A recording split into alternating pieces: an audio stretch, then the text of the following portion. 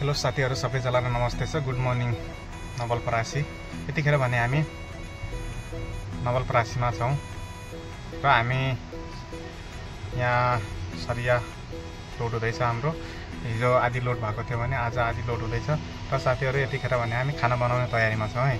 खाना बनाउनको साथसाथै हामी गुरुहरुसँग केही कुराहरु कहानीहरु गर्ने कोसिस गर्नेछौं साथीहरु। कृपया भिडियो हेर्दिनु होला, कस्तो लाग्छ के लाग्छ कमेन्ट मार्फत भनिदिनु होला है। किनभने हाम्रो यो नौलो सुरुवात अनि नौलो प्रस्तुति हो।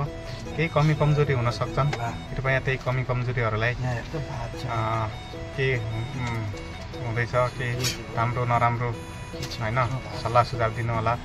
अनि कस्तो लाग्छ हाम्रो भिडियोहरु कृपया कमेन्टमा भनिदिनु होला है साथीहरु। साथीहरु यतिखेर भने हाम्रो भाइ कुशलले यहाँ खाना बनाउने तयारी गर्दैछ। सब्जी भेजिटेबलहरु काट्दैछ।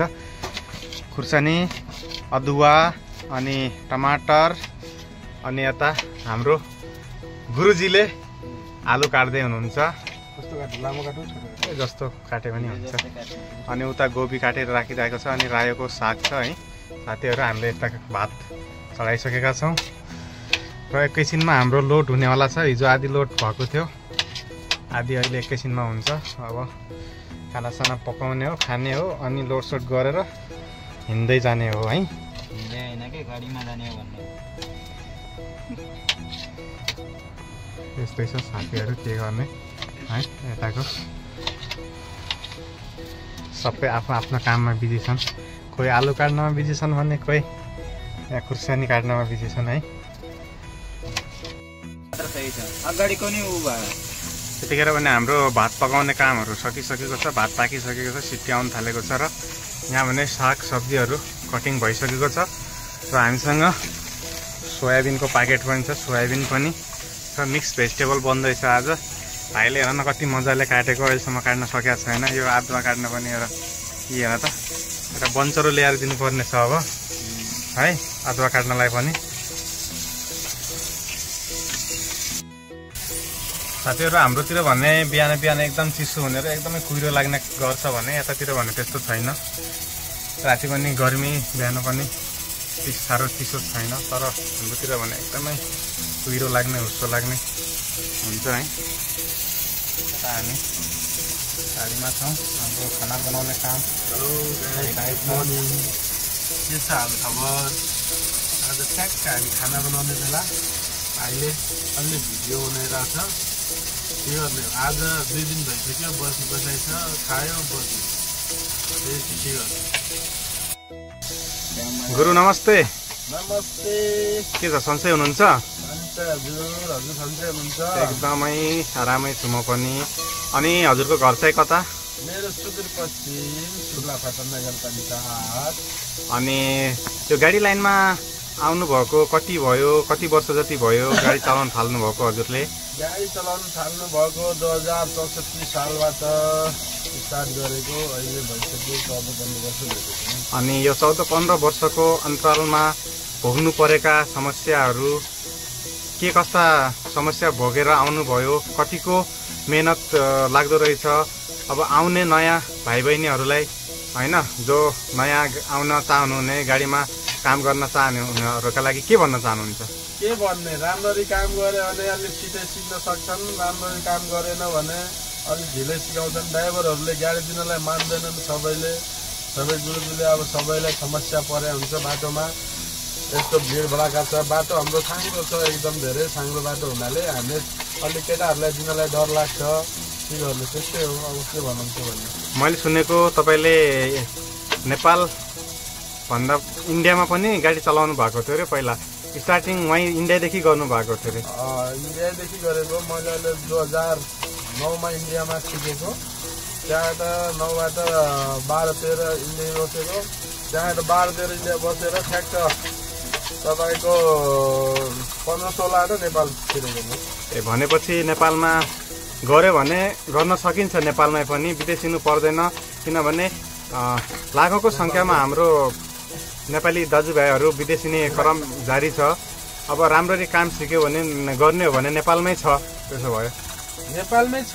ड्राइभरहरूलाई राम्ररी काम गर्यो भने, इमानदारी काम गर्यो भने ड्राइभरहरूले राम्रो पैसा कमाउँछ त्यस्तो मेहनत गर्नुपर्छ जस्तो विदेशमा मेहनत गर्छौँ हामी भने नेपालमा पनि त्यस्तै मेहनत गर्यो भने हामीले पैसा नेपालमै कमाउन सक्छौँ आफ्नै देशमा जानै पर्दैन हामीलाई विदेश अनि मैले देखेको तपाईँ आफै सब्जी काट्दै हुनुहुन्छ आफै भात पकाउँदै हुनुहुन्छ है त्यो पनि आफै गर्नुहुन्छ मेहनत गर्नुपर्छ के गर्ने छोराछोरी पाल्नै पर्यो पछाडि छोराहरूलाई अलि मेहनत गऱ्यो भने हामीले पनि उनीहरू पनि मेहनत गरौँला हाम्रो जस्तो मेहनत गरेर खान सक्दैनन् होला अहिलेको छोराछोरीहरू मैले गुरुसँग थोरै कुरा गरेँ र म भाइसँग पनि थोरै कुरा गर्ने कोसिस गर्नेछु भाइ के छ हालखबर एकदम झकास कहाँदेखि हो नि भाइ म प्युठान प्युठान कुन ठाउँ प्युठान सोरमारानी छ वडा नम्बर 6 भिङ्ग्री अनि कति दिन भयो गाडी लाइनमा काम गर्न थालेको म त भर्खरै 6-7 महिना 6-7 महिना भयो है अनि कस्तो हुँदो रहेछ त गाडीमा काम गर्दाको दुःख कष्टहरू यतिको दुःख त गर्नै पर्छ दाइ अनि खलासी गर्दाखेरि होइन असिस्टेन्टमा काम गर्दाखेरि गर्नुपर्ने दुःखहरू अनि गुरुजीले कतिको गाली गर्नुहुन्छ नि अब गाली त खाने हो काम बिराएपछि अनि के लाग्छ त्यो एकचोटि गल्ती गर्दा अर्कोचोटि गल्ती नहोस् भन्नको लागि कस्तो हुन्छ महसुस हुन्छ कि सधैँ त्यस्तै गाली खाइरहँ जस्तो लाग्छ कि अब एकचोटि गाली खायो अब अर्कोचोटि त यो बिगार्दिन कामहरू भन्ने जस्तो लाग्छ त्यस्तै अब एकचोटि बिग्रेको काम अर्कोचोटि जोडेर नबिग्रोस् अनि नयाँ आउने भाइहरूलाई के भन्न चाहन्छौ फेरि नयाँ आउने भाइहरू म पनि नयाँ हो के भन्नु नयाँ आउने भाइहरू होइन अब राम्रोसँग काम गर्नु तिमीले बुझेको कुराहरू होइन कतिको मजा आउने रहेछ कतिको मेहनत गर्नुपर्ने रहेछ कतिको कष्ट गर्छ जिन्दगी होइन जस्तो हुन्छ नि अब कष्ट त गर्नै पर्छ कष्ट नगरिकन मेहनतको फल खानु त्यतिकै मिल्दैन अनि स्यालेरी चाहिँ कति हुन्छ नि भाइको स्यालेरी त खाने पिउने बराबरै हो है अनि काम सिकिसकेपछि अनि बल्ल हुन्छ राम्रै हुन्छ कमाइ त्यसो भएपछि अनि यो गाडी लाइनमै आउनुपर्छ भन्ने कसरी चाहिँ यो मनमा लाग्यो नि मैले गाडी लाइनमै काम गर्नुपर्छ गाडी नै सिक्नुपर्छ भन्ने पढेन लेखेन अब एउटा सोख हो मान्छेलाई अब किनभने तिमी त प्युठानको मान्छे है अनि सुदूरपश्चिम भनेपछि त एकदमै पश्चिम ठाउँ पर्यो त्यो पनि महेन्द्रनगरको गाडीमा छौ तिमी किनभने अब यता पनि होला नि तिम्रो प्युठानतिर दाङतिर पूर्वतिर यतातिर पनि होलान् गाडीहरू अब त्यहीँको गाडीमा काम गर्न चाहिँ कसरी संयोग भयो अब जहाँ चिन्जान भयो अब त्यतिर गरियो मान्छे अब विदेश कहाँ पुगेछ यो त नेपालै हो दाजु ए भनेपछि एकदम खुसी छौ सन्तुष्ट छौ आफ्नो कामप्रति खुसी नै छु अनि आउँदा जाँदा बाटोमा हुने दुःखहरू कतिको छ दुःखहरू त छ एकदम सन्तुष्टि छौ जे भए पनि अनि अहिले के बन्दैछ नि फेरि अहिले पट्याटो हरियो सब्जी पट्याटो र हरियो सब्जी है अनि यो पट्याटो चाहिँ कुन भाषामा भन्दो रहेछ यो पट्याटो भनेको दाइले सिकायो ए गुरुजीले सिकाउनु भएको ए किनभने मैले पनि यो फर्स्टचोटि सुनेको है यो पट्याटो भन्ने ए आलुलाई भन्दो रहेछ पट्याटो है मैले सोचेको यो पट्याटो भनेको के रहेछ जापान बसेको छ के त्यही गरी उसले इङ्ग्लिसमा भनेको के पट्याटो अब हाम्रोतिर त यसलाई आलु भन्ने गर्छ मैले सोचेँ यो पट्याटो भनेको के रहेछ भनेको है साथीहरू दुःख नमान्नु होला पट्याटो भनेको अब त्यो कसैलाई मैले हेपेर होच्याएर बोल्न खोजेको होइन अलिकति रमाइलो गरौँ भन्ने उसले मैले भनेको है साथीहरू अब यहाँ भात पाकिसकेको छ र सब्जी यहाँ पाक्दैछ है हाम्रो गुरुजीले बनाउँदै हुनुहुन्छ अब आज तर गुरुजी एकदम राम्रो हुनुहुन्छ कि अब यो अरू गुरुहरू हुनुहुन्थ्यो भने आफ्नो असिस्टेन्टलाई हेल्परलाई भनौँ होइन खाना बनाउनुदेखि ल जे पनि गर्नु छ कर भन्छन् तर यहाँ गुरु चाहिँ आफै बनाउनुहुन्छ आफै गर्नुहुन्छ जे पनि मलाई पनि 2-3 दिन भइसक्यो एकदमै रमाइलो भइरहेछ एकदमै घुमियो फिरियो है यस्तो छ साथीहरू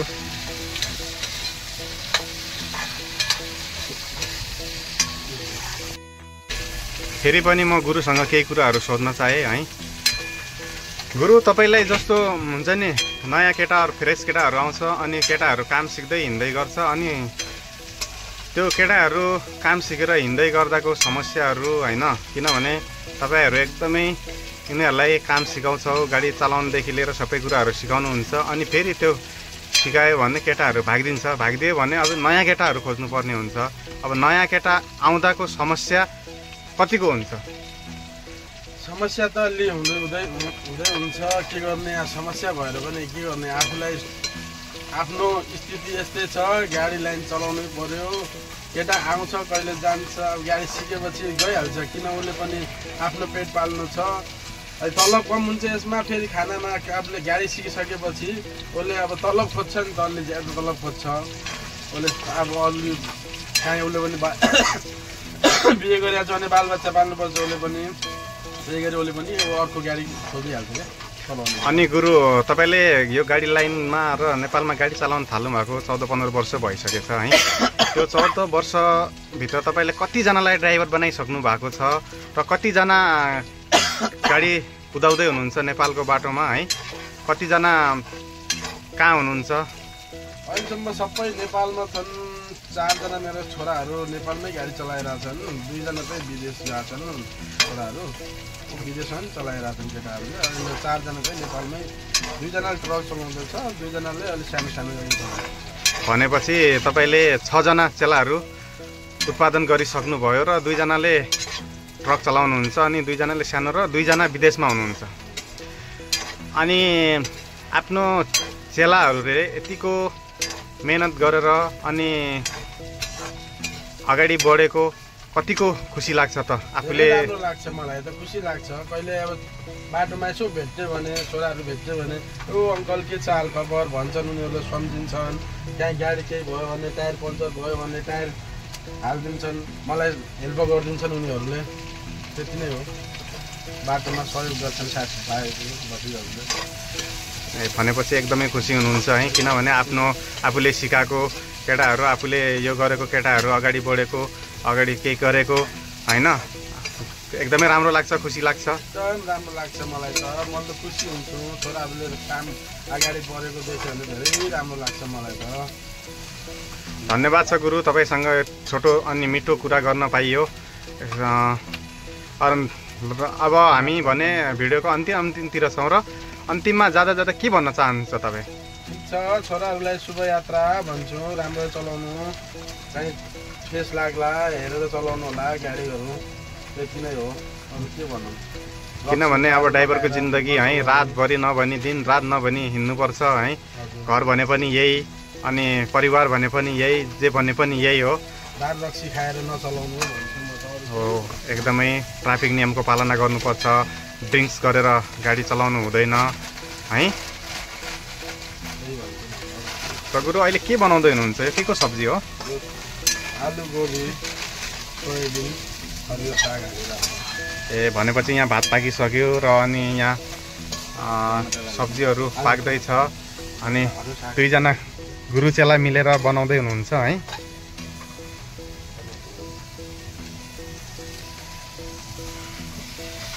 ल साथीहरू, भिडियो हेरेर साथ दिनु होला, के कस्तो लाग्छ। हामीले छोटो मिठो कुराकानी गर्ने कोसिस गरेका छौँ।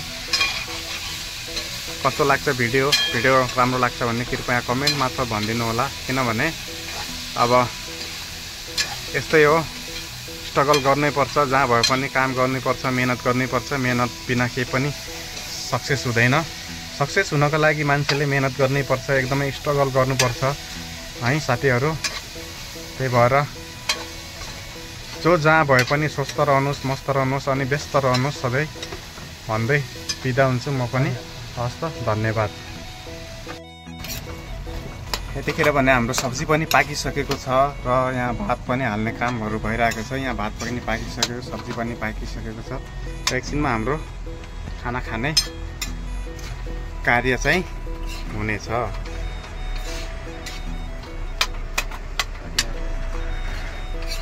आजको स्पेसल भने हाम्रो नेक्स्ट बेस रहेको छ साथीहरू। भिडियो हेर्दा सब्जी कस्तो खाउँ लाग्दैछ साथीहरू है। कृपया तपाईँहरू पनि यस्तै गाडीमा हिँड्नुहुन्छ भने यस्तै खानाहरू बनाएर खानुहोस्। हेल्थको लागि स्वास्थ्यको लागि एकदमै राम्रो हुन्छ। किनभने माछा मासु खानुभन्दा यस्तो हरियो सागसब्जीहरू खायो भने एकदमै स्वास्थ्यको लागि पनि राम्रो हुन्छ है साथीहरू। यहाँ रहेको छ यता हाम्रो खाना है। हामी त यस्तै हो, जहिले पनि खाना बनायो भने यस्तै। हाम्रो गुरु दाइलाई भनेको छु अब ननभेजहरू खानु हुँदैन, ननभेज खानु छोड्नुपर्छ भन्छु, तर मान्नुहुन्न। अब के गर्नु यार। तर जे जस्तो भयो भने दुई चार दिन भएको छ, 2-4 दिनसम्म यस्तै सब्जीहरू खुवाइरहेछौँ है। त्यो भए पनि सब्जी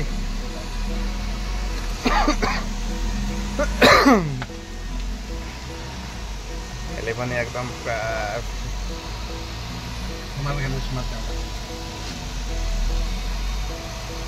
ल है साथीहरू, हामी खाना खान थाल्यौँ अब।